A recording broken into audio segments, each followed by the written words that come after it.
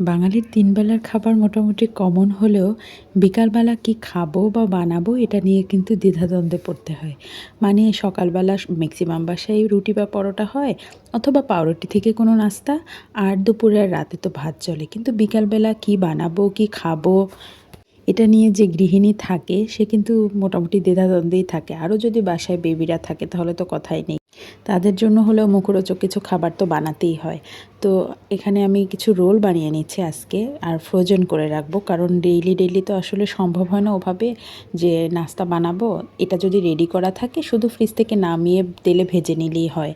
আর বাচ্চারা তো ভেজিটেবল খেতে চায় না। আসলে ভেজিটেবলটা কোনোভাবে ওদের মানে লুকিয়ে খাওয়ানো যেটা বলে। তো এটা ভেজিটেবল রোলের সাথে যদি একটু চিকেন দেয়া যায়, বাচ্চারা এটা খুব মজা করে খায়।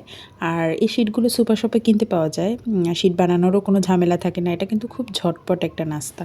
শিটগুলো কিনে এনে এরপর ফ্রোজেন থাকে তো একটু 10 মিনিট আগে বের করে রেখে, তারপরে যদি আপনি যে কয়টা বানাতে চান ওই কয়টা একটু আলাদা করে উঠিয়ে বাকিটা ফ্রিজে, আবার ডিপ ফ্রিজে রেখে দিবেন। আর এরপরে আপনার পছন্দ মতো পুর ভরে এই যে ভিডিওতে দেখানো হচ্ছে এভাবে ভাঁজ করে নিলেই কিন্তু রোল রেডি হয়ে যায়।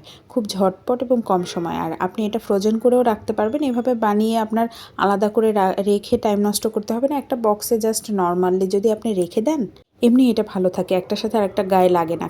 খুব ঝটপট ও সহজ একটা ফ্রোজেন আইটেম। এরপরে এই যে যেকোনো সময় আপনি বের করে নিয়ে ডুবো তেলে ভাজলে কিন্তু ঝটপট রেডি হয়ে যায়। এই নাস্তাটা হয়তো বা অনেকেই বানাতে পারেন বা আগে থেকেই জানেন, কিন্তু যারা পারেন না তাদের জন্য এটা। নেগেটিভলি নেয়ার কিছু নেই। যদি আপনাদের ভালো লেগে থাকে অবশ্যই লাইক কমেন্ট করবেন, আর যারা বানান বাসায় অবশ্যই কমেন্ট করে জানাবেন। আল্লাহ হাফেজ, আসসালামু আলাইকুম।